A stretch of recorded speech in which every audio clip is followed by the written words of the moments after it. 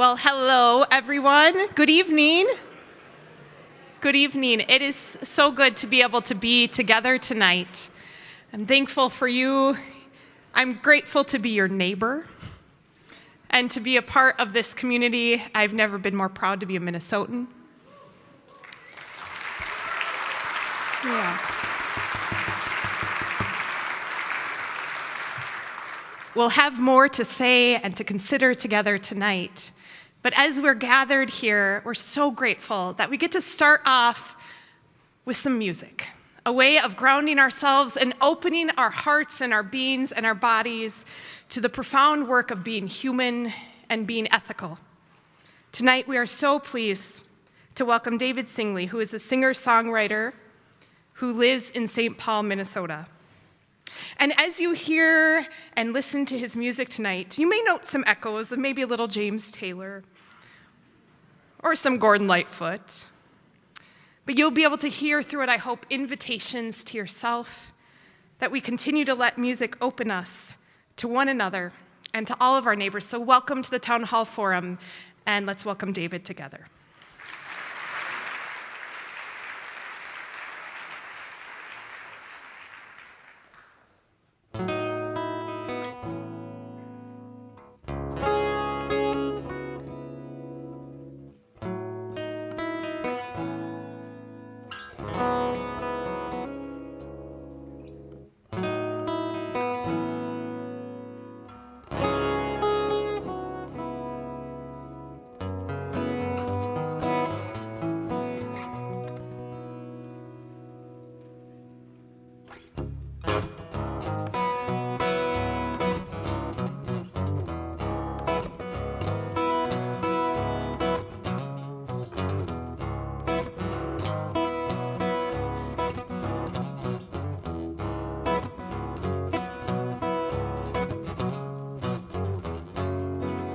Came out to the forest to lay my burden down.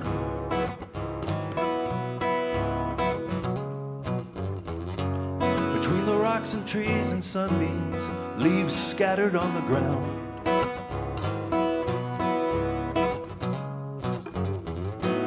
I brought my anger and frustrations, brought my fears and worries too. Groans, cries, shouts, gesticulations, and threw them towards the sky to you.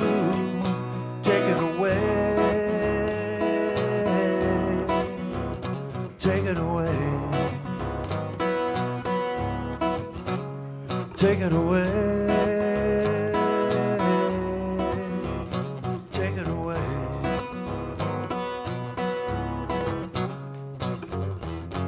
The wind mocked me with its laughter, ankles twisted in the ruts.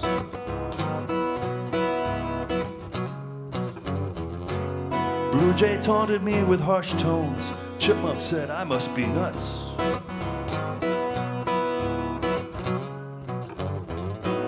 I thought, oh great, now I hear voices in the air and in the leaves. They help me through life's many choices. My frustrated breath, it heaves. Take it away, take it away, take it away, take it away.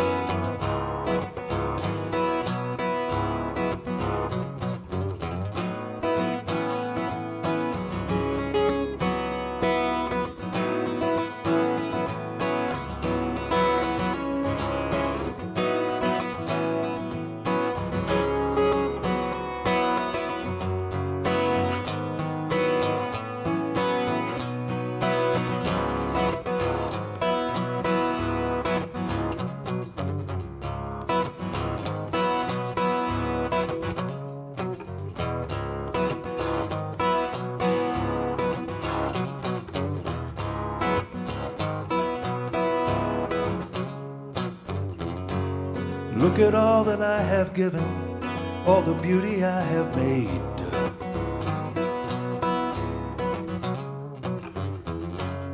Everything you ever needed, over field, hill, and glade.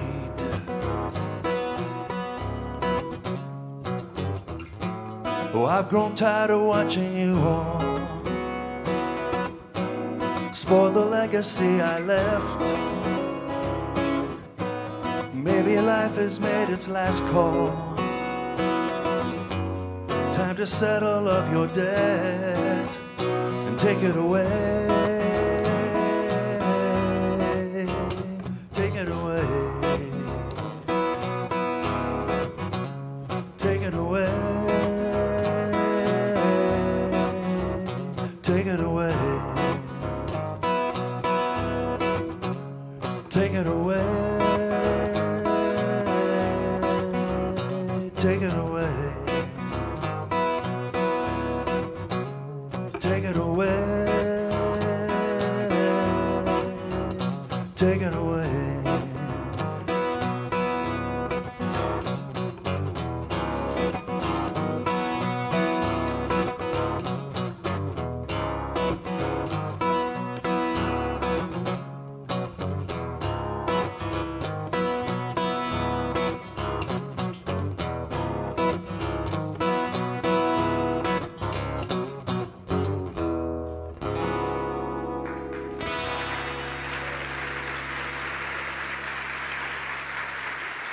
Thank you.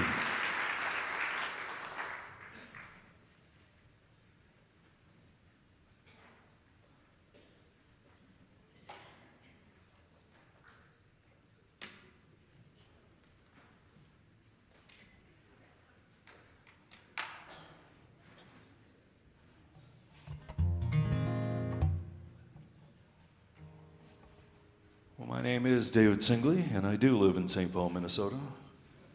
I'm originally from a small town in central Illinois, but I've lived here for 35 years. So I've lived most of my adult life here in Minnesota. My elevator speech is that you've maybe never heard of me, but you've heard me. Across the street, over at some concert, Pop's concert maybe. Down Hennepin Avenue at the Orpheum. Prairie Home Companion. Used to sub for Pat Donahue once in a while back in the day. Silly little radio and television commercials produced back in the 90s. But at some point, I don't know, 7 to 10 years ago, I could see the writing on the wall. And I decided, well, before it's too late, what do I really want to do with what time I have left? And I thought, well, I'd really like to just be a singer-songwriter. So now for about the last 5 years, that's what I've been doing. Just recording my own music and touring around the United States. I'm sorry to have to say that you'd probably have to drive several hundred miles to come see me perform. I don't seem to be able to get arrested in my hometown. I was just saying to Sarah backstage, I made a joke similar to that, and I said, these jokes aren't as funny as they used to be.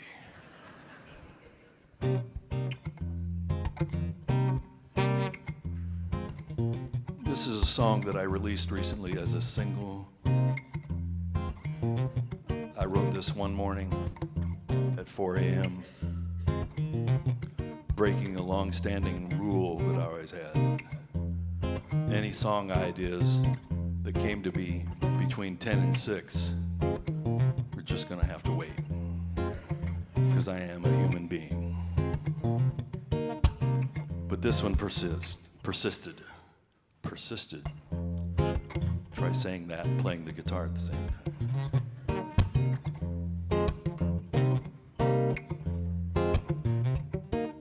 Running from karma, running from the law, ginning up drama, grifting just because. Persecute your enemies, nominate your friends, simulacrum leadership, Where will it end? In the service of hate, heading straight for a fall.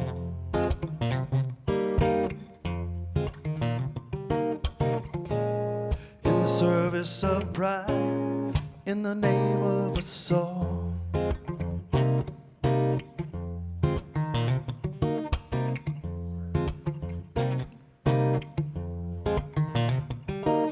Killing in the name of ignorance and fear. Round up all the brown ones, get them out of here. Sell some freaking tchotchke, commemorate yourself. Plunder all the treasury, empty every shelf. In the service of hate, heading straight for a fall.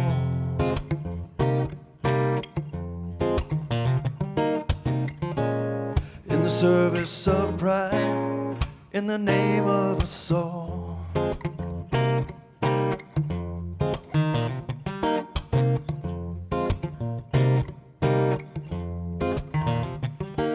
Rile up the commoners, throw 'em red meat.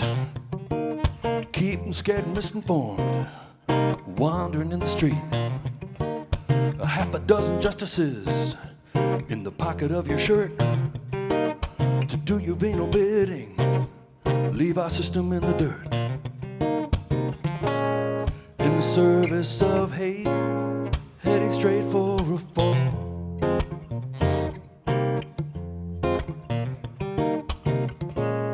In the service of pride, in the name of us all.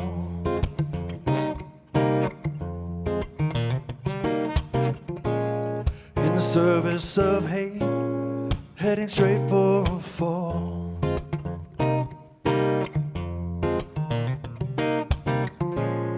In the service of pride, in the name of us all. In the name of us all. In the name of us all.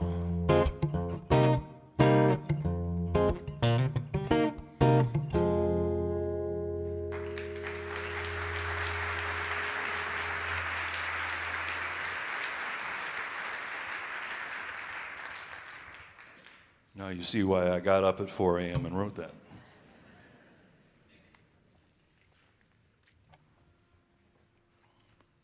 This next song represents, if I have a hit, this represents that.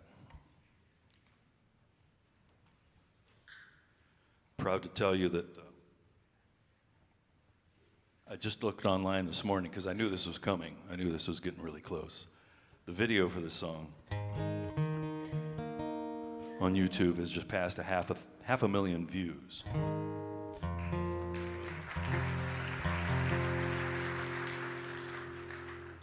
One night, I was playing at a house concert somewhere, and at the time, it was up around like 450,000 views.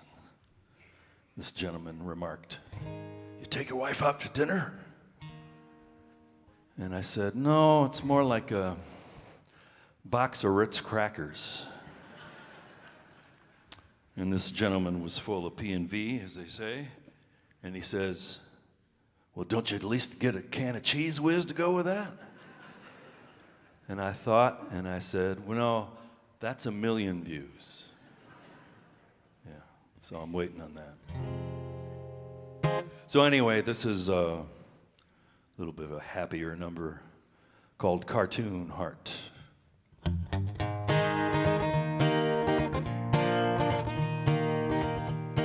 Well, Tom and Jerry chased each other around the house, it's true, and got into the types of mischief that cats and mice will do. But one day a lady cat would slip on down that cartoon slide, and Tom's old heart beat so hard you could see it through his hide.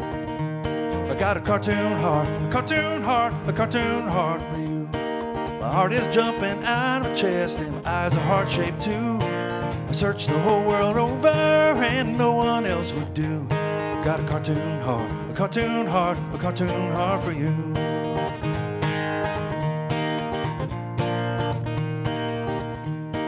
I may not be a famous cartoon character of the screen, but you have got the bluest eyes this poor boy's ever seen. And when you turn and look my way, I'm telling you it's true. My heart jumps out of my chest just like those cartoon hearts would do.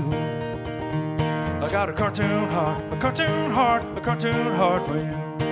My heart is jumping out of my chest and the eyes are heart-shaped too. I've searched the whole world over and no one else would do. Got a cartoon heart, a cartoon heart, a cartoon heart for you.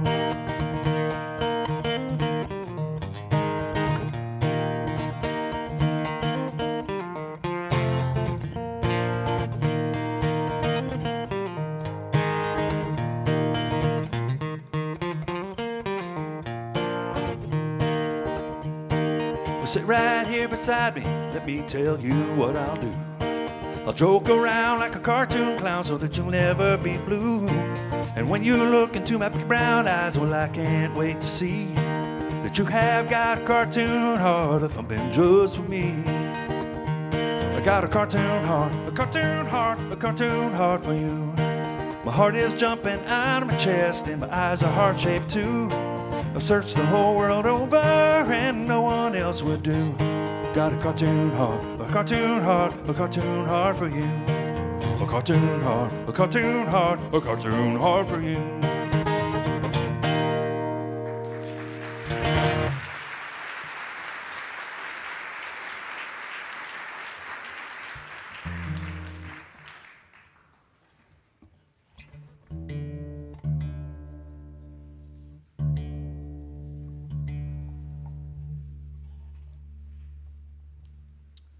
This is another song it's become a bit on the popular side. Never sure exactly why some of these things turn out the way they do. A few years ago when I first started doing this, my first singer-songwriter record came out and was starting to be reviewed by the music press. One reviewer called me alt folk. I like it. It sounds mildly dangerous. You know. But it got me thinking that if I'm going to be a folk artist, I need to partake in some of the folk traditions, like the murder ballad. Believe me, this is another one I thought long and hard about today. People seem to like this. I can't tell you, it's more of a mystery than anything. And the joke I always used to make, I'm going to apologize up front. I keep trying with this joke. It always bombs. It's hilarious in my head. I wish you all could fit in my skull. You'd really like this joke, but I used to say, yeah, this song is semi-autobiographical. I wrote it in the back of a semi. That's the most laughter I've ever gotten out of that.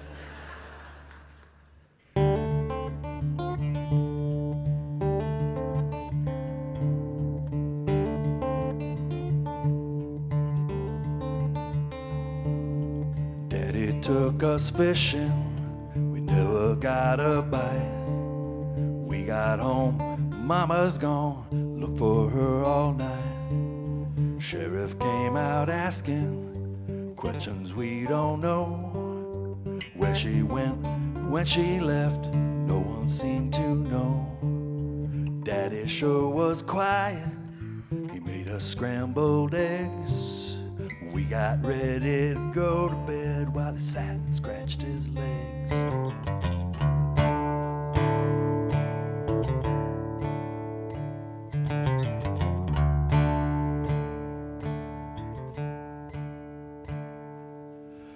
I sat on the porch swing while Daddy cleaned his gun.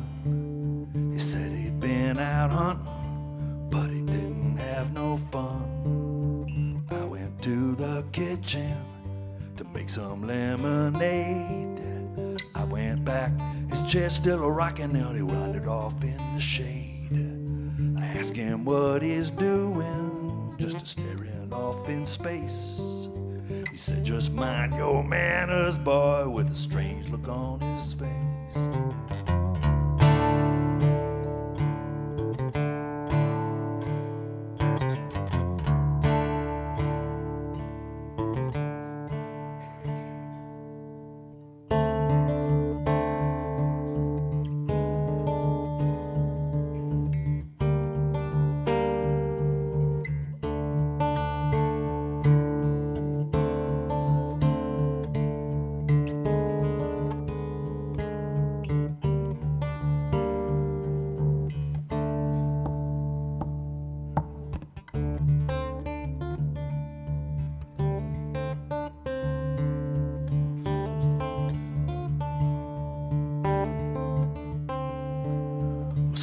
Turned to autumn and winter turned to spring. But as to Mama's whereabouts, well, we never knew a thing. One day I thought I saw her. I was walking home from school, but I lost sight of her on the edge of town, out by the swimming pool. I told the old man over supper what I thought I'd seen before. And he lowered his eyes and said to me, don't worry about Mama no more.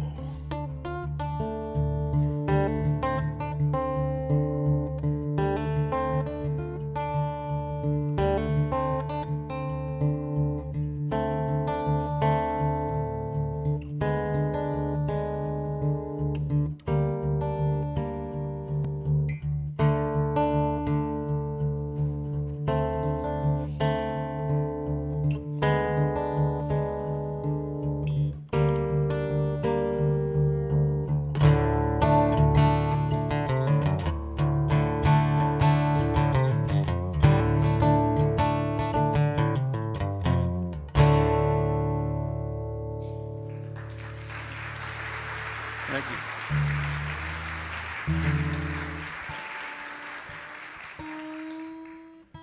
One more before I go here.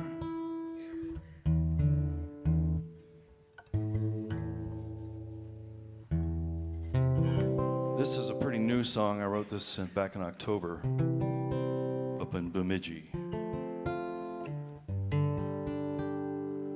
little Airbnb right on the shores of the Mississippi River.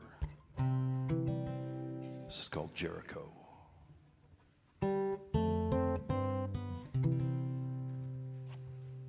Just in case I've forgotten a word.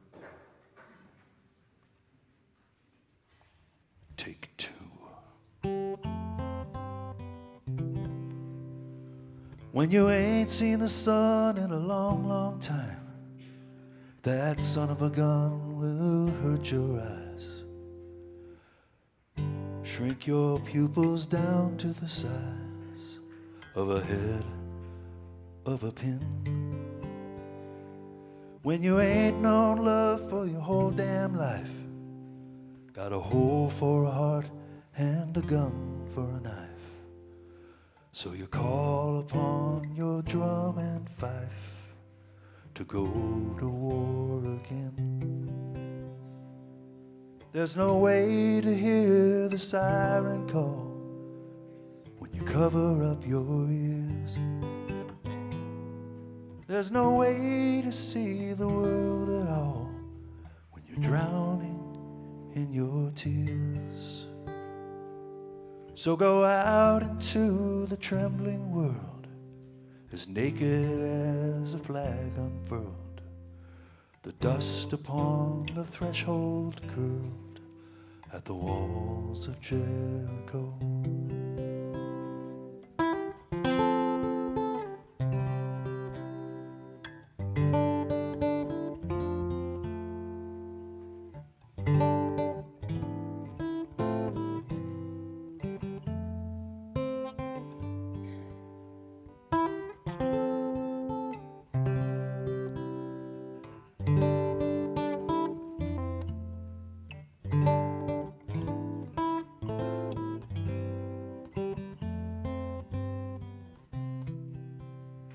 There's no way to touch another's soul when your hand recoils in fear. But but you can hold your fingers to the flame when your faith is now and here. So step into your destined place and look your future in the face. Go out and join the human race past the walls of Jericho. Go out and join the human race past the walls of Jericho.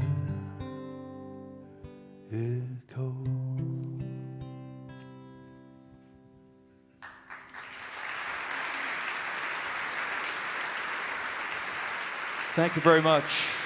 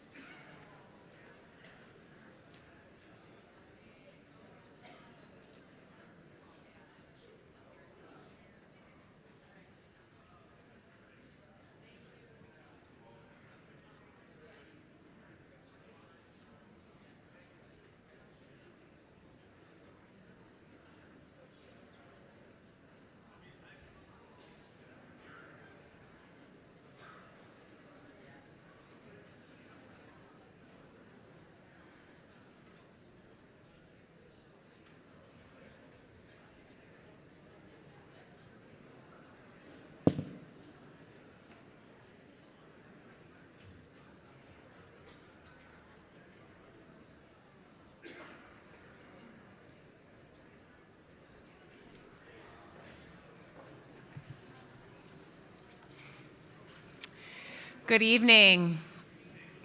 My name is Megan Gage Finn, and I serve Westminster as the Senior Associate Pastor. Here we are grounded in mission and the belief that ethics matter now more than ever.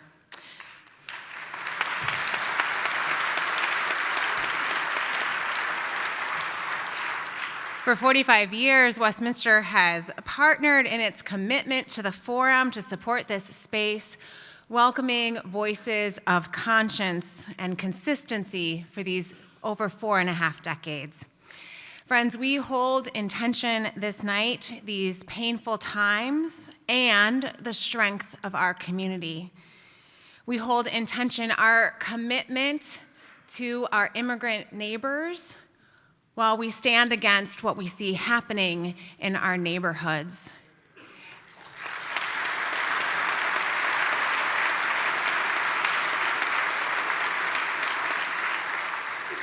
We stand together in our commitment as Minnesotans, and we stand firm in our commitment to conversations on ethical matters that send us out to be witnesses in community.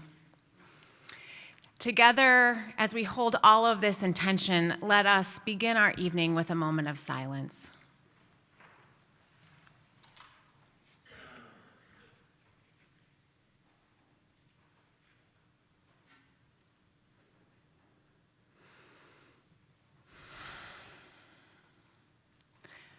Friends, we're grateful that you're here.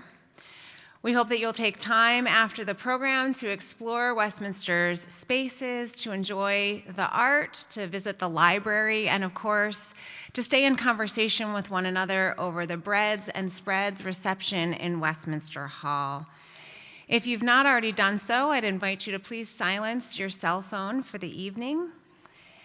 Thank you, friends, for being here. And now, please, together, let me welcome the forum's new executive director, Sarah Wilhelm Garbers.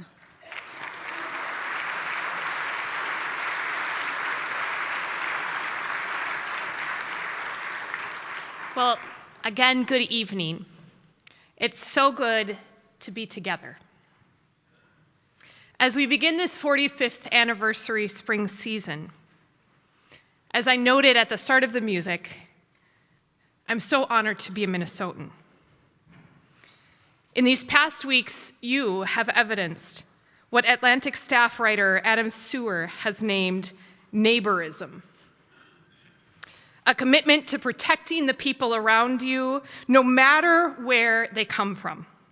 Whether you were born in Minneapolis, right, yeah.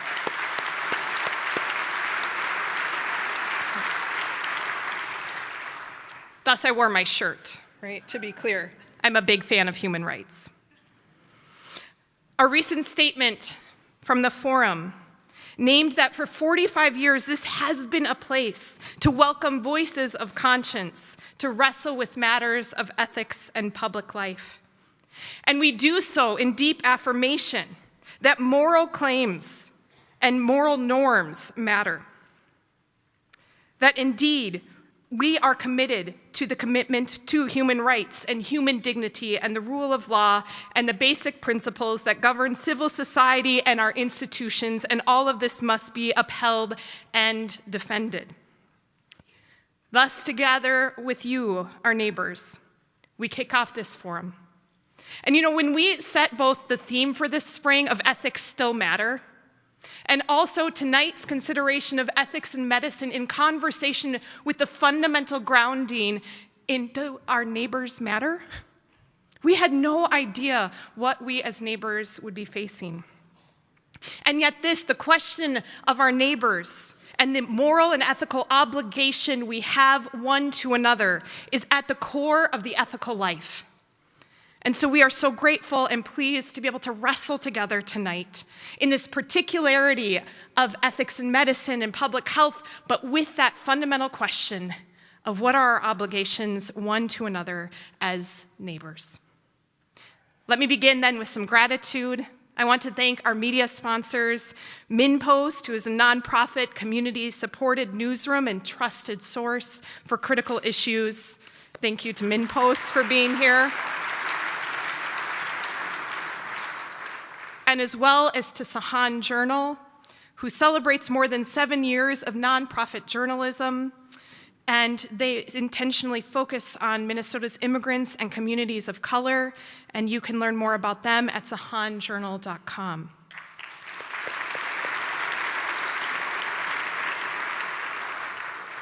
And then also, like many of you, you may have heard the forum first on Minnesota Public Radio, and we are grateful for their sustained partnership. They are recording tonight and will be rebroadcasting this and all town hall forums. Thank you, Public Radio.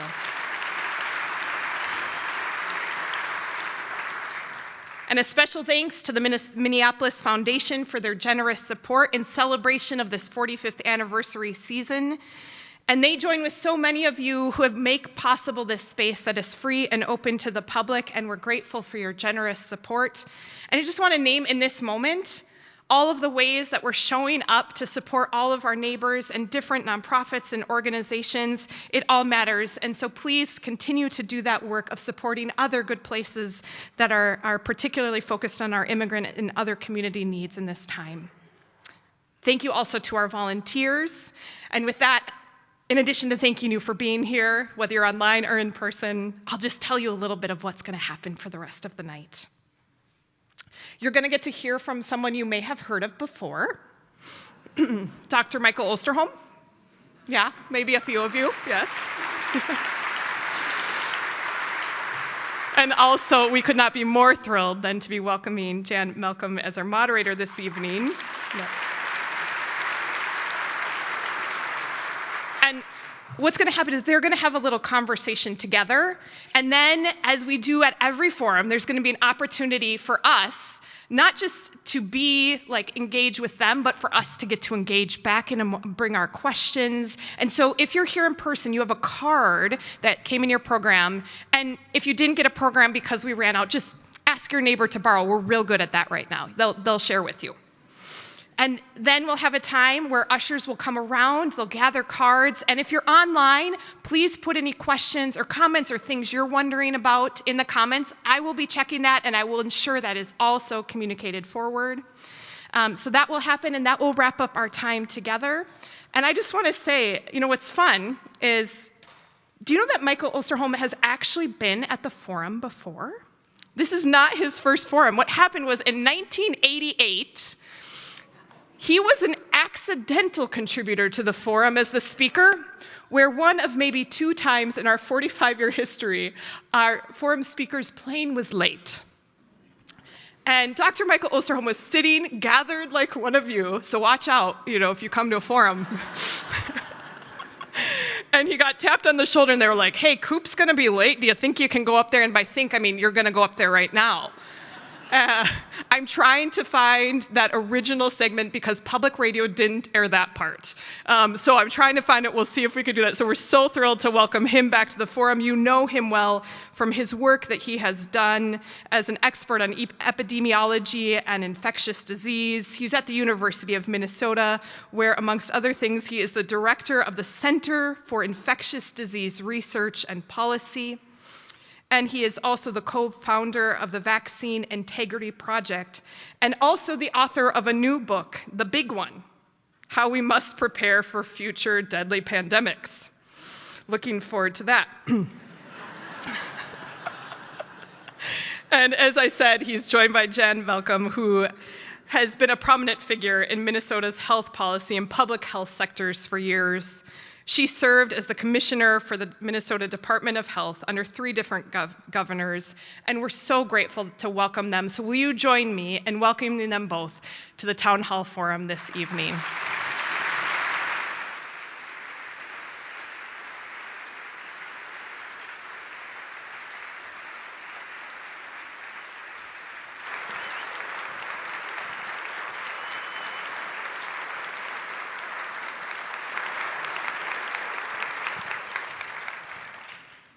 Good evening, everyone. Thank you so much for being here on a cold but not terribly cold January night.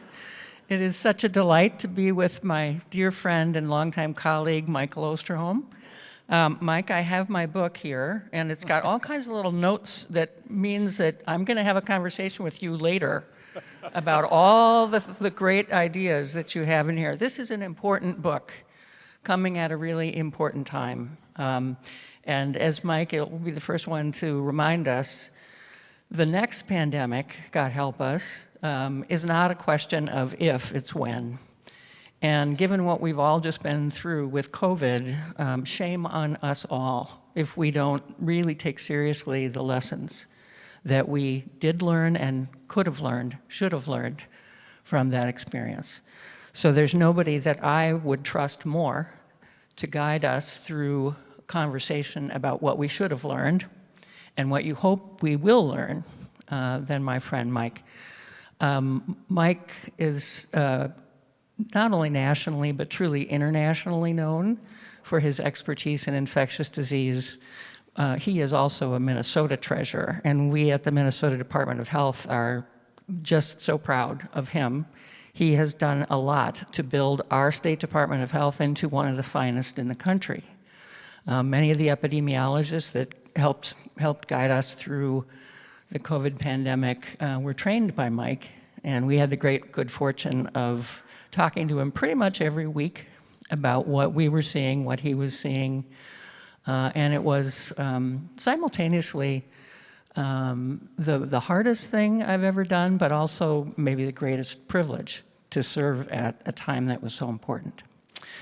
Well, I'm going to just start off, Mike, by talking a little bit about the difference, or we'll talk a little bit about the difference between medical ethics and public health ethics. When Dr. Najarian was here in 1981, he was really talking about what was hot in biomedical ethics at that time, which was really kind of about individual patient care level ethical issues.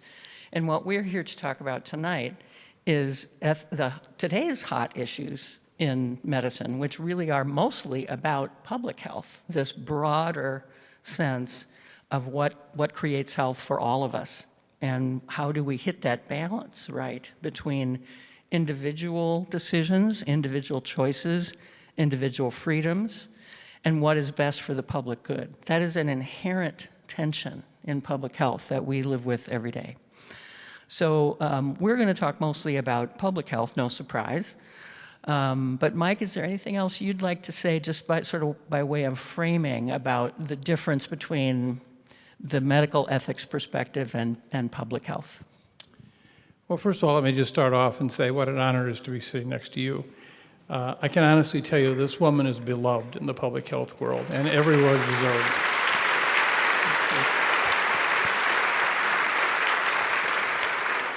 She is my hero. The second thing is, I have to say that looking at this audience tonight, it is such an honor to be here. It's such an understatement to say it's an honor. It's kind of like saying the Grand Canyon is just a big ditch. And thank you for coming out and being part of this whole discussion, because right now we need each other more than we've ever needed each other. And I think if talking about ethics and talking about the community and what does it mean to be your brother's keeper, to basically help support each other, it's really the tip of the spear right now in Minnesota. And so I look forward to this. When we talk about the issue of being the medical ethics versus the public health ethics, we could get off into medical ethics, and it gets into all kinds of challenging situations about, right to life and et cetera, et cetera. But in public health, something that we've actually had a discussion about in terms of public health ethics go back centuries, not decades. And it's all about the infectious diseases and how we continue to fight them so that they don't hurt others. And when are we actually making that happen, where we're causing infectious diseases to hurt others, and when are we not? And when do we take what action? And finally, so much of what we do in public health in terms of prevention has to be voluntary, because it's up to you to decide to do something or not do something. And I think one of the things we sometimes forget about is the fact that that then means it's us to decide not just what does this mean for me, but what does this mean for my family or my neighbors or my colleagues? And when you put it in that context, sometimes the decisions get very different than they do just it's about me. And so I know tonight, hopefully we will have a chance to talk about that. Absolutely. That's a great start, Mike. When we were talking about this evening, you said one of your quotable quotes, you are full of them every day. I'm from Iowa. I can't help it. He is Mr. Quotable. You just can't keep up with him in the media. You said public health can only be as good as our societal agreement. And I thought that was a pretty appropriate way to sort of start the conversation. And I think that's what I know pains both of us and our colleagues in public health so much, is that COVID turned into this very divisive thing, and suddenly it was political. And how does infectious disease become political? I mean, I think it comes down to that balance question between individual rights and the public good. But say a little more about what you meant by we're only as good as our societal agreement. Well, when we look at COVID, which obviously is the picture which we look through into public health's house, and we see everything through the clouded glass of COVID, please don't forget that much of what was happening during COVID was we were learning on the job. And I think if anything, one of the areas that, and I talk about this extensively in the book, we did not do a good job in public health is being humble. If I could tell you how many days I wake up and I sit on the edge of the bed after kissing Fern good morning and say to myself, boy, I wish I could know today what I'm going to know 6 months from now. And we didn't do a good job of sharing that, because in sharing that, we then have the discussion and say, well, I don't know if this is going to reduce transmission or not, but let me just give you an example of one where I talk about it in the book and where I wasn't necessarily very popular in the public health world. I wrote an op-ed piece in Washington Post in early March of 2020, very earliest days, and said, whatever you do, don't do lockdowns. Don't do lockdowns. People thought, what? And they said that because I also recognized that this COVID pandemic was likely going to last 3 or 4 years. And if we really did a lockdown, whatever that definition meant, was that you were then going to have to stay in your house for 3 or 4 years, or you're going to have contact, whatever. And that was never going to work. And in fact, if you look at the 41 states that enacted lockdowns in March of 2020, by June, all but one had released them. And even here, as Jan so well knows, in Minnesota, we did a mandatory, stay at home for essential workers could go out and work, and 82% of our population was deemed an essential worker. That wasn't a lockdown. And the reason I brought that up, though, is because I sat there and said, what is the most important thing we can do right now for the public? And that is give them good medical care, because we had no vaccines, we had no drugs. But I'm telling you, if your hospital is at 140% capacity and beds were in the hallways, they were in the parking garage stalls, we were not going to get good medical care. And so how could we accomplish that? Well, what if, collectively as a society, we allowed our hospitals every day to report how many empty beds they had? And when they got to 95%, you would suggest to the public, we need a snow day, we need a snow week, to try to get that number back down. Because if I'm going to become a case, I want to go to a hospital that can actually take care of me. That's a collective good. That's a societal agreement. We all try to drive that number down because it's a snow day. We understand what's happening, and I may have a better chance if I do get infected at getting good medical care. So that's the kind of thing I'm talking about, is where we really try to anticipate what is going to be the things that we can do to make a difference. And how do we explain those? And as I said, I wasn't very successful in 2020. Nobody listened at that point. But we surely recognized early on that we couldn't continue in a lockdown mode. Having had that discussion with the public, having shared with them what I just shared with you, I bet a lot more of additional people would have said, I understand why I need to stay home and not go to that restaurant or go to that concert, or I may not even be open that day for a business. I think people would have collectively responded in a very different way. That's really interesting. So make sure I understand what you're saying there. It's not that there's not ever a time or a place for restricting movement or for mandatory, or maybe what you're saying is compliance is better if it's voluntary.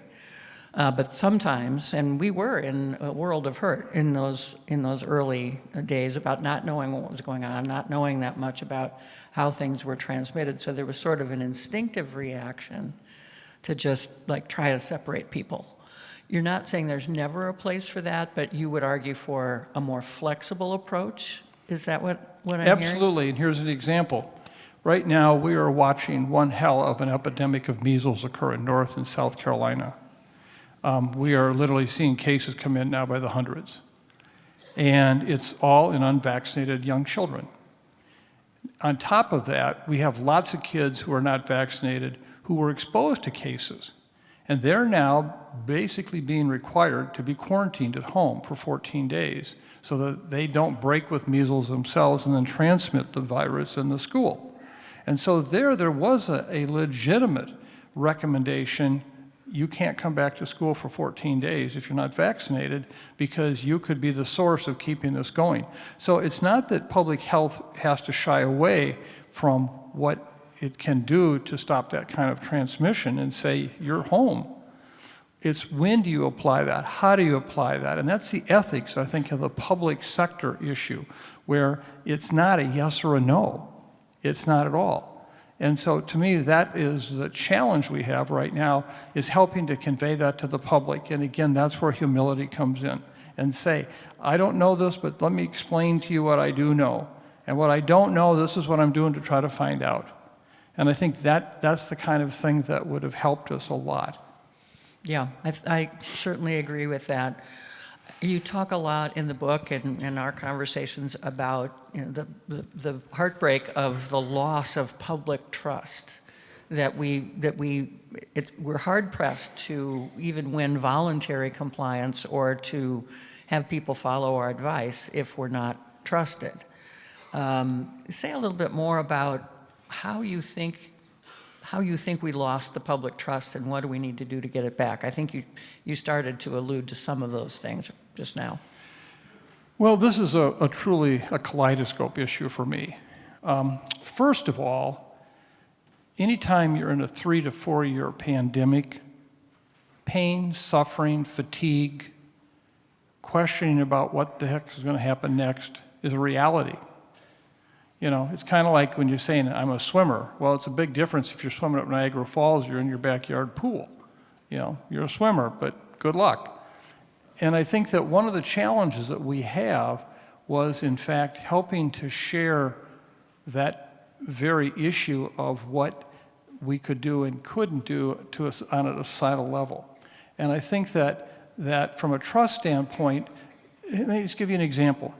Again, I was outspoken on this issue, and my advice was not taken, which is fair. But when the vaccines first became available in the end of 2020, the mRNA vaccine, this new technology, was a godsend. It saved millions of lives. But what happened was, we right away were so excited when we saw that 95 to 97% of the people were protected at 2 months. Well, 2 months isn't that long. And if you'd worked with coronaviruses, as I had done, you recognize that there's a thing called waning immunity over time, where even if you'd had natural infection, you might very well be susceptible again after a period of time. And so I had suggested, and again, not successfully, we need to keep following these cohorts of people that we vaccinated, and then the group that we didn't vaccinate, to compare initially how well it worked. And then that group did get vaccinated, so now you had everybody vaccinated. But follow them out month by month by month by month, and report out 97% month 1, 91% month 2, 84% month 3, and say, you know what, we're probably going to need a booster. Think if you knew that. Think if you understood that, instead of the summer of 2021 suddenly have these big outbreaks among all these people who are vaccinated who said, wait a minute, you told me I was protected. And so it's that ability to basically share with the public the information in such a way as it's very transparent how you got where you got, what it was you were saying, and why. And I think that's where trust comes in. And again, this is a theme I hope rings loud and true. You've got to have a sense of humility and just say, you know, this is what I know and what I don't know. And if you'd said right away, I don't know how good this vaccine is going to be at 6 months, but it is really good at 2 months. But if it's not good at 6 months, we can boost you, which we do with other vaccines. And so I think that's an example of how we build trust back. And it's got to be one also where we do acknowledge there's differences. You know, I understand the fact that when you come to a stop sign, this should not be up to your decision whether you stop or not, okay? But there are times when, in fact, it is legitimate to ask the question, is this something I really need, or is this something I need to do or not do? And I think that one of the things we also have to do is help the public understand that no one debates, or they shouldn't, whether I stop at that stop sign or not. Well, then why should they debate whether or not I have a water supply that has been disinfected versus those that say it's not safe to drink the Minneapolis water? And so I think that's part of the challenge, is that communication issue. And what do we do about all the misinformation now, and even worse than misinformation, which can be just genuinely, you just got it wrong, from the absolute disinformation and the dismissal of facts? How do we get back to agreeing that there are facts?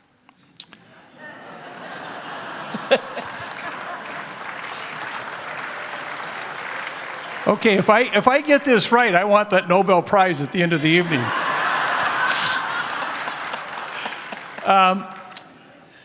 I have to tell you, this is a true story. About 3 months ago, I was reading an article in a major publication, And I'm reading this quote, and I'm getting a slow burn as I'm reading it because it's so factually incorrect. And then at the end of it says, according to Osterholm.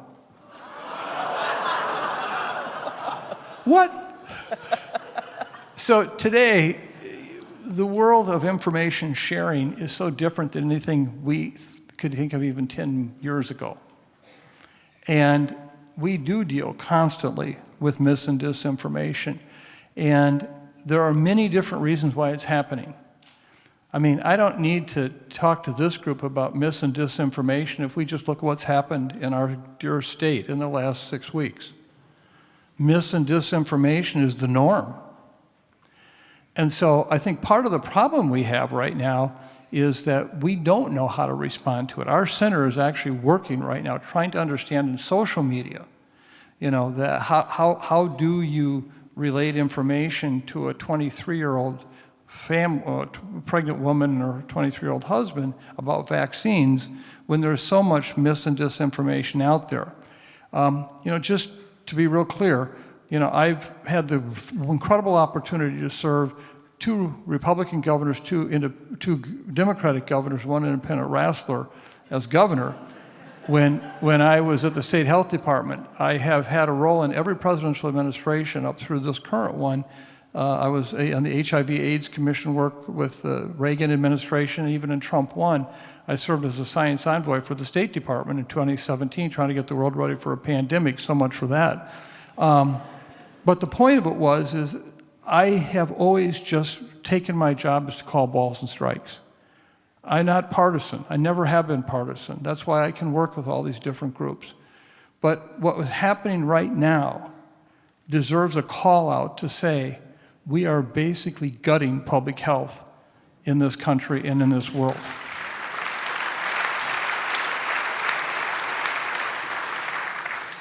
Already, we are seeing millions of people in Africa and other countries, low and middle income countries, dying from infectious diseases that the U.S. International Agency for International Development saved their lives for years at pennies a life because it got taken away. We're watching our vaccine basically be taken away from us. That's why we have the Vaccine Integrity Project we're fighting on. So some of that kind of mis and disinformation is so far beyond just a rebuttal. We don't know what to do. And this is another area of humility where we have got to better understand how do we relate to a 22-year-old versus a 75-year-old, and what does that mean? And so I wish I had an answer tonight. I don't have an answer, so forget that Nobel Prize. But what I can say for certain is that it is so disruptive to who and what we are right now. And it doesn't help to argue alternative facts, because those that believe them often firmly. When you think about religion, how did all of us in this room, think about yourself, when did you know that this was your religious conviction? You're Catholic, you're Protestant, you're Jewish. You have this belief. Is it at 4 years old, 3 years old, 5 years old, 20 years old? If you think about so many other things in your life, like your views on vaccines, often are formed in that very same way, so that by the time you end up interfacing with a 14-year-old, they already have an entire script written in their mind for what they believe.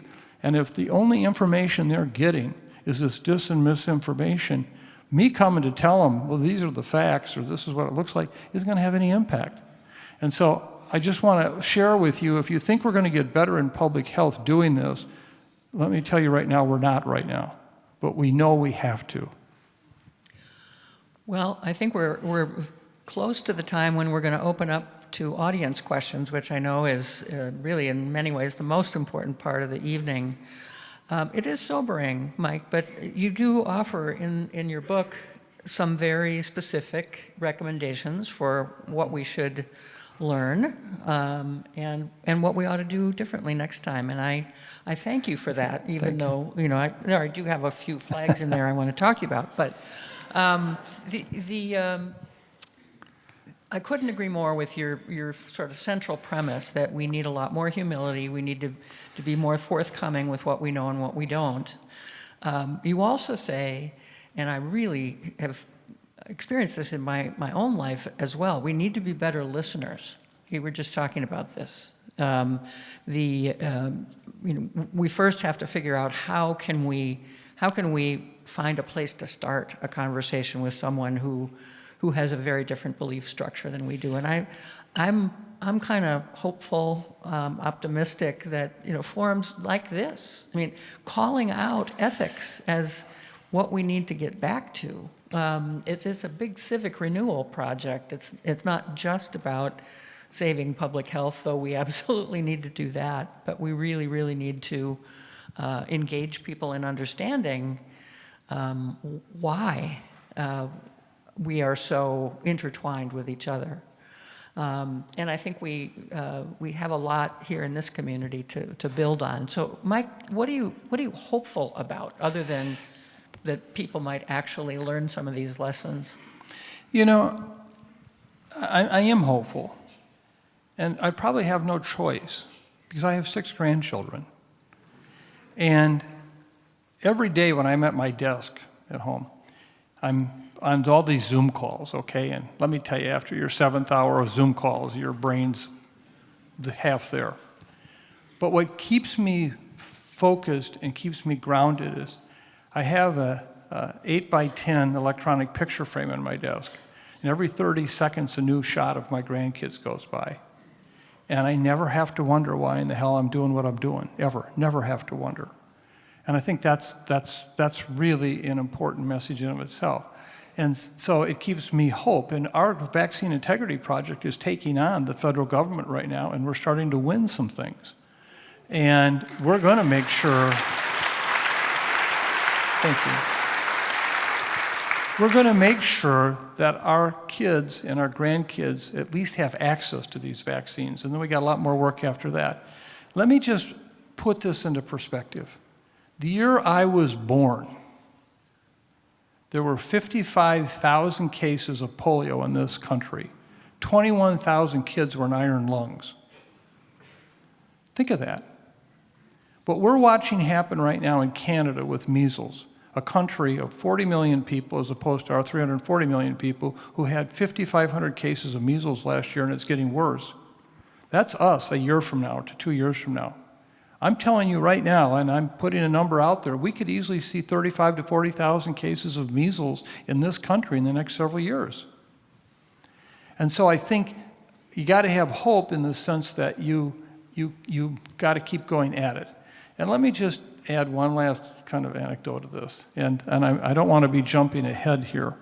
But last night, as I sat at my place and watching the news media and feeling the pain and suffering and listening to Bruce Springsteen's Minneapolis for the 127th time,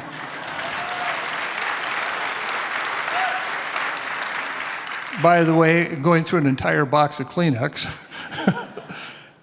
I thought, what else can we do here? Let's be creative, folks. So I called up, and Ann's, I'm sure you're in the audience, and I won't pick on you by name. Are you there? She is. I said, you know what we need to do? We need to, on Saturday, for 20 minutes, have every church bell in this state ring as a vote of unity. And watch the chills go down our spine when we realize we're together in this. And Ann Swenson, who is sitting back here, retired Lutheran bishop, has been very helpful today. I think we're going to pull it off. Every church in the state of Minnesota on Saturday at noon, ring your bells for 20 minutes and remind us all that we're united by our position in Minnesota, not divided. So I think that's what makes me optimistic, is let's do some crazy things. You know, when we started this vaccine project, people said, well, you can't do what the government used to do. Well, prove me wrong. We did. And so I think we've got to figure out how to do these things and not give in and give up. We have a motto at our center. We will bend and we will bend, but we will not break. Good. Awesome. Thank you. That was great. Well, thank you to the folks over here who are collecting all of your good questions and trying to kind of organize them so that we maybe pick out one that's representative of what a lot of folks are asking about. There are a couple questions in this first round about what's going on elsewhere in the world. Thank you. Now that we've pulled out of WHO and we're gutting the CDC, how are we going to keep track of what's going on around the world? And what is our best source of intel on that now? We're in bad shape. There is a convergence of events happening right now that, first of all, us pulling out of WHO really compromises that organization. 52 very senior Centers for Disease Control and Prevention employees were assigned full-time to WHO to help out. And we obviously paid a very substantial amount of dues to that. And what that allowed us to do was to learn about everything going on around the world, because we were part of it. We were early on. We were in. And it gave us intelligence that was incredible for predicting what would happen next, or where things would happen, or new emerging viruses, et cetera. We've now been cut off of all of that, even to the extent that our annual flu vaccines are always changing. Twice a year, we change one for the northern hemisphere and for the southern hemisphere. We're not part of that anymore. And so this was an incredibly dangerous move on our part. But you can say, well, but we're only one country. Well, the countries you would expect that would step up and help out are those in the European region. And they in the past have been a supporter of WHO also. Well, when we think about where they're at today, they're actually reducing their support for WHO. Why? Because they've now gone from 2 to 3% GDP for defense to 7 and 8% because of Ukraine. And so their tight budgets also means that WHO is not getting that. So all I can say is we are going to have a really, truly dangerous time ahead of us with regard to the WHO. I mentioned USAID. This is by far the most painful thing to see immediately. This was an operation that literally, for pennies a day, provided antiretroviral drugs, HIV drugs, to women who were infected, who were also of childbearing age and having a baby. And it turns out that the vast majority of children who get infected with HIV from their mom, it occurs during the birthing process. It's not in utero.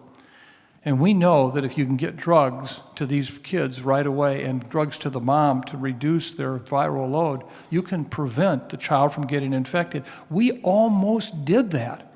We have seen a dramatic drop in infant-related HIV over the last 10 years because of the pennies a day that USAID was spending. Already, we're watching it blow. Mothers are now delivering babies again. We're going to go through it all over again. So I think we have to understand that we are our brother's keepers, not just in the United States, but for the world. And if for no other reason, it is just intellectually true, but more importantly, it's practically necessary if we're going to protect ourselves here, to understand how these various infectious diseases are moving.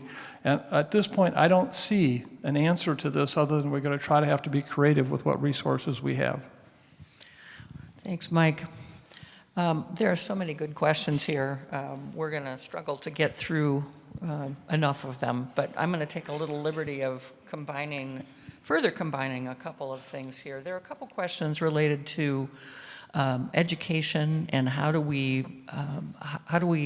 deal with the need to educate people about science, about health literacy, about vaccines. One question is, like, does the Vaccine Integrity Project have any thoughts about how to weave this into our educational system?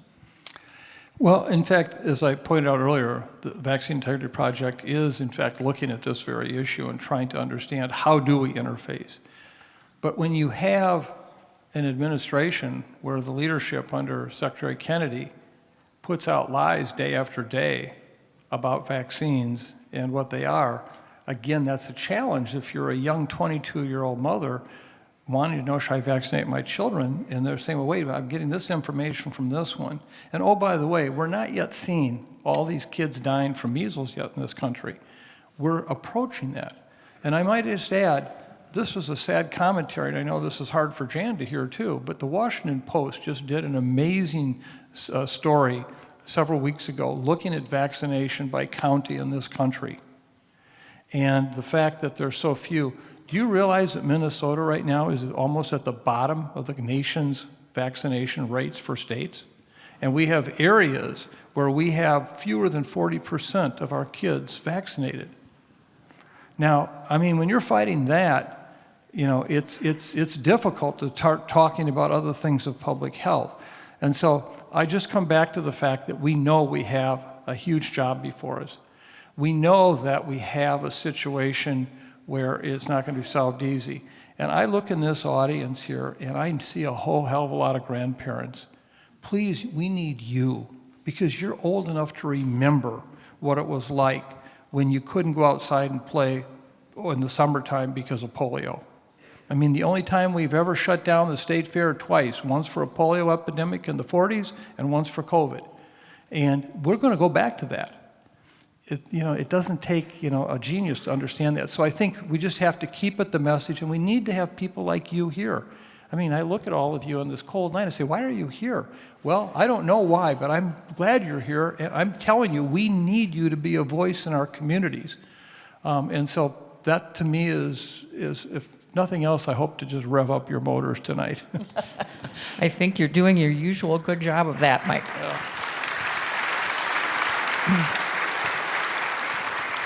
Well, there are a lot of questions about vaccines, and rightly so, because as you say, the whole vaccine enterprise is under attack right now, and it's one of our most powerful tools in medicine and in public health. Here's an interesting one. Do you know of any examples of pharmaceutical companies improperly influencing drug or vaccine approvals? This is a staple argument of vaccine opponents. Is it supported at all? I can tell you with absolute certainty, and I have no problem going off record here in the sense of, saying that something that is happening, but people don't want to acknowledge it.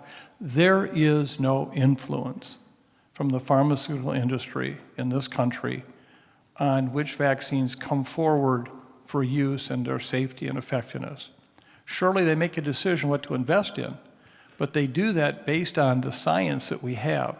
And the Advisory Committee Immunization Practices, which was just private, or it was a public advisory board to CDC, made up of experts from around the country, not government employees. They were all fired this past year and appointed with all the non-vaccine supported people. So what I mean by non-vaccine, the new head of the ACIP actually said in a podcast this week, maybe we should just stop giving mumps, measles, rubella, and polio vaccines and see after a couple years what happens. I mean, I can't make that up. Tom Clancy once said to me, he said, young man, the only difference between reality and fiction is that fiction has to make sense. I finally get that. And so I think, let me just say that we have many checks and balances on the safety of the vaccines, on the effectiveness of the vaccine. I'm happy to report to some of you in this audience today, a new study just came out showing a 70% protection for people who've had their COVID shot against serious illness, hospitalizations, and deaths. Didn't always prevent infection, but I'll take not dying any day as a vaccine. Yet this administration wants to take the COVID vaccines away from us. One of the ACIP members, another one, actually announced this past week that the ACIP was going to be exploring outlawing mRNA vaccines in this country. Oh.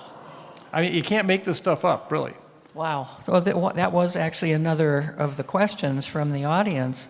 What is the status of mRNA vaccine research? It's been a remarkable platform, but what's going on now? Well, this is one that scares the hell out of me. Right now, if we had an influenza pandemic, and that is the other virus, coronavirus is influenza, they're virus with wings, they can be transmitting.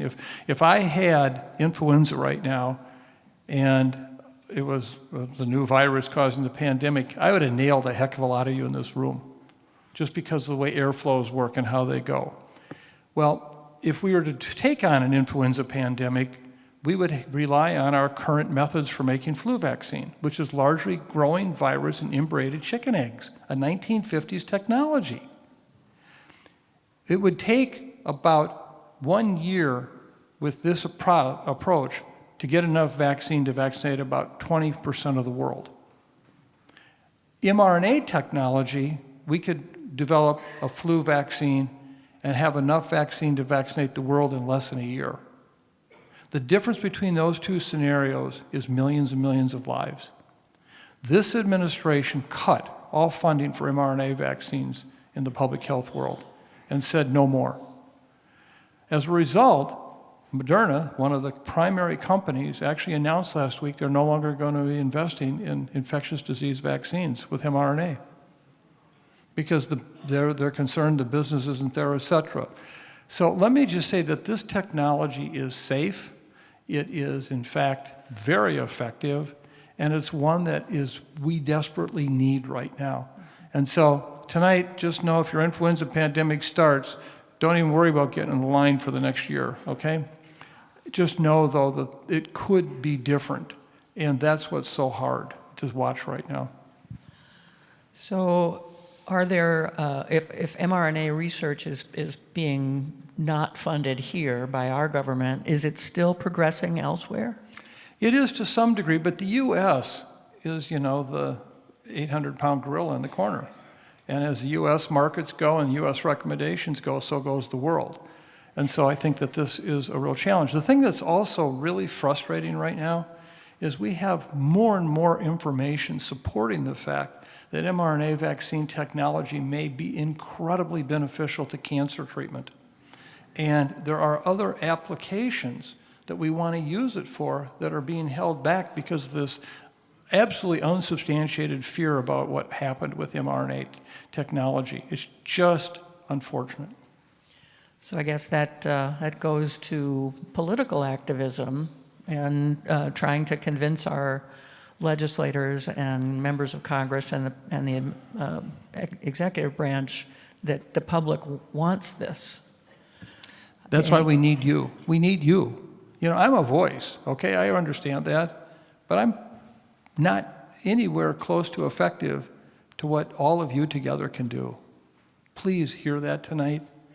Think about it. And we need to do a better job of helping you understand what you can do to help. But something as simple as going to school board meetings and making sure that the anti-vaccine crowd that is trying so hard to take our vaccines away from kids, that somebody's being represented there that says, no, that's not true. I think now is the time we have to engage all of us. Yeah. How many of you 10 weeks ago would have thought you would get engaged in what's happening in the streets of Minneapolis? You would have said, no. Think how engaged you're getting. Think how you're caring. I got friends and colleagues that are sitting there every night packing meals just so that people in this city don't have to drive in their car because they're black or brown, worried about that they're going to get pulled off and sent to some detention center. We never would have thought of that 10 weeks ago. It really is a wonderful, hopeful example of how quickly public hearts can be mobilized. So that is a very, very timely reminder. Here's a specific question about discontinuing hepatitis B vaccines for newborns. We've already seen some of this backwards motion that you are cautioning us about. What do you think might be the result of that bad decision? Well, hepatitis B is a virus that causes liver damage. People who become chronic carriers of the virus have a very high rate of dying from liver cancer or from cirrhosis of the liver. The way that the primary means for transmission, particularly in this country right now, is from an infected, chronically infected mom to a newborn child. Again, the transmission of the virus occurs at the time that the child's born.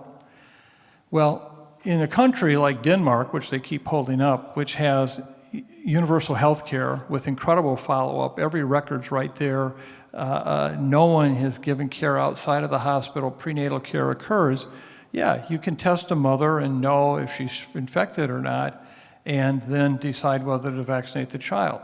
But in our country, where we have such a piecemeal system, where 30% of people routinely fall through the cracks on such thing, whether they get tested or not, we found that in the United States, even if you tested moms as the basis for what to do here, we still had 20,000 new cases of hepatitis a year.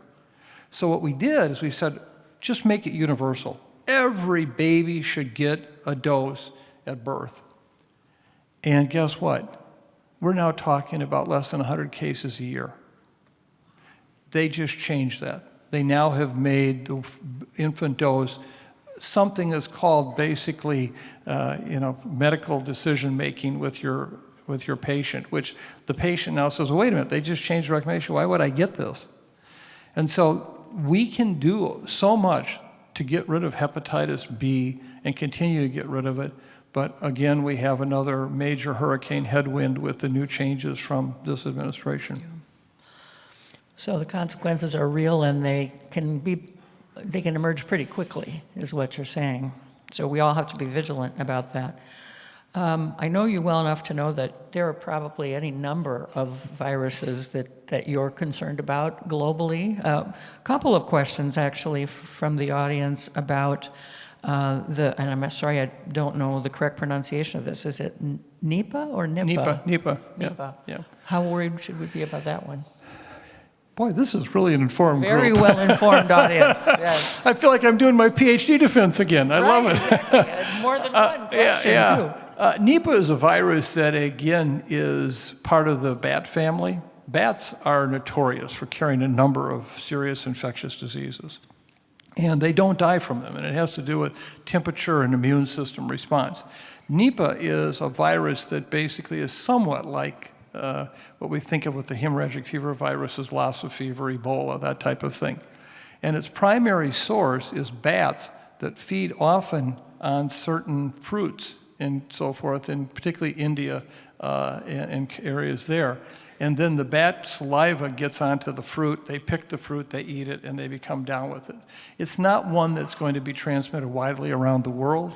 It's one that where it happens, it's a real challenge, but we can actually contain it. When I say we can contain it, remember my comments about WHO. Again, that's the kind of thing where we're going to be stressed. Okay, we're going to be very stressed. Instead of sending 6 fire trucks to a 6-alarm fire, we're going to send 1, and we'll have to see how it goes. Well, there are a number of questions here related to sort of the constellation of issues of how do we make public health a higher priority when it comes to funding, when it comes to whose voices matter. Many questions about that. What can we do at the local level if the feds are abandoning this mission? And one question, sort of an umbrella question here, that kind of covers all of those. If you were given the magic scepter and you could change direction of U.S.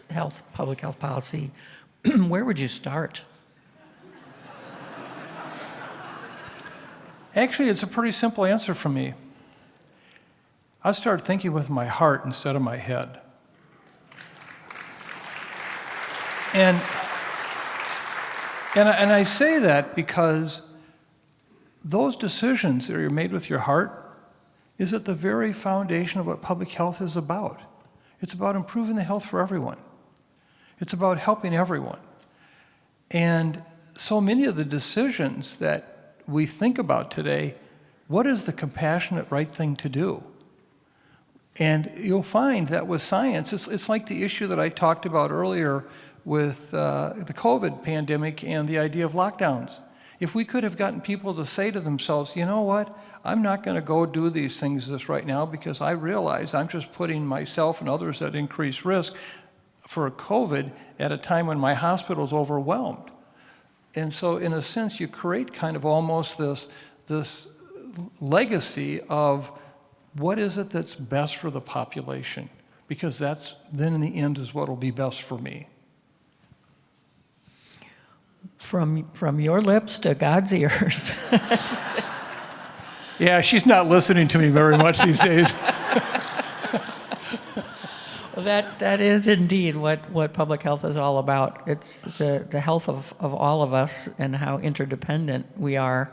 And boy, did we see that in COVID.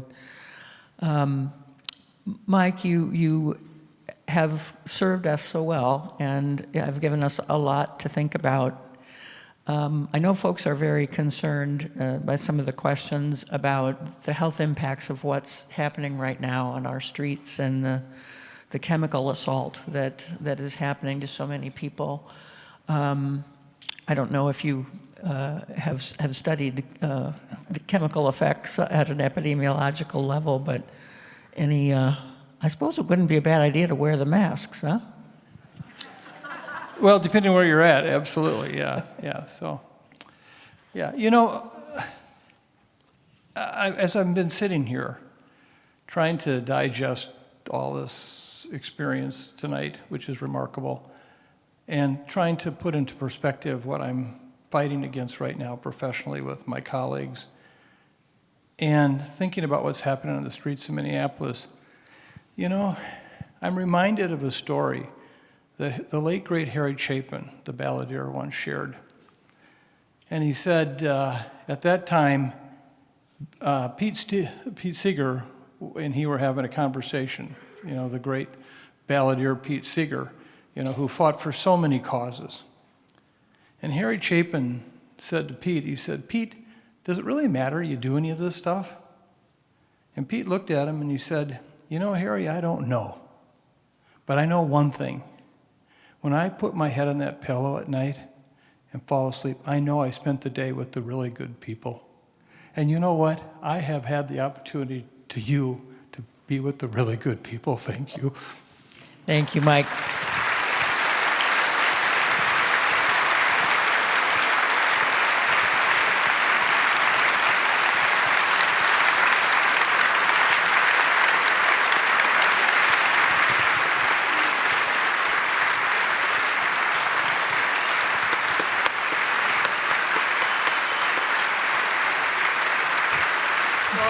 Yeah.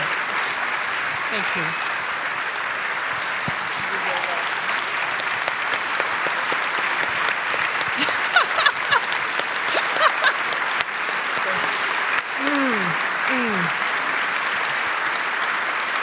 Thank you.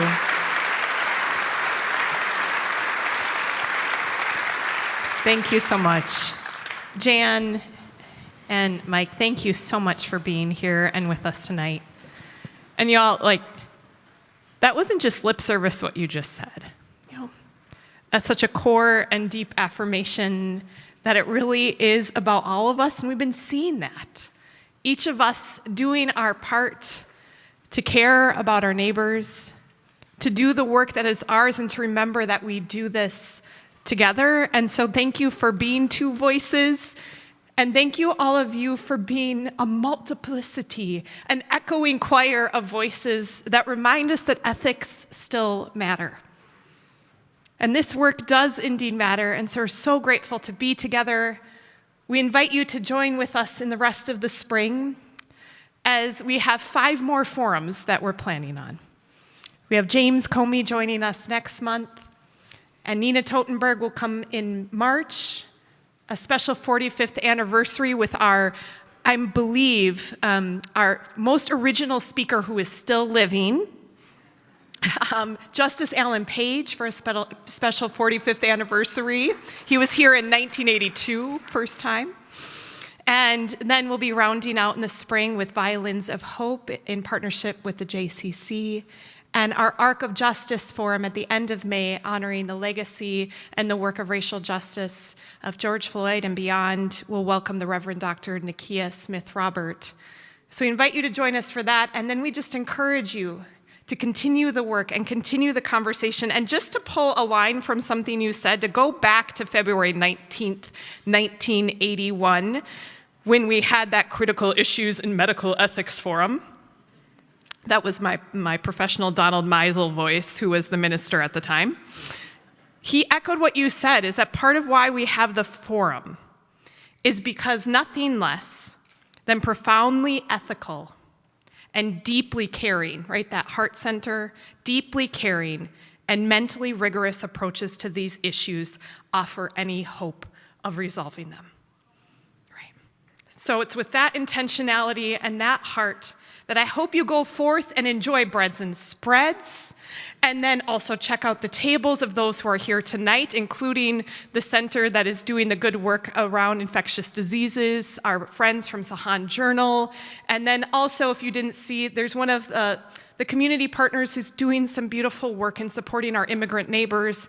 We invite you to stop at their table as well. And as you go forth, may you go with this charge to remember that ethics do still matter. So thank you. Have a good night.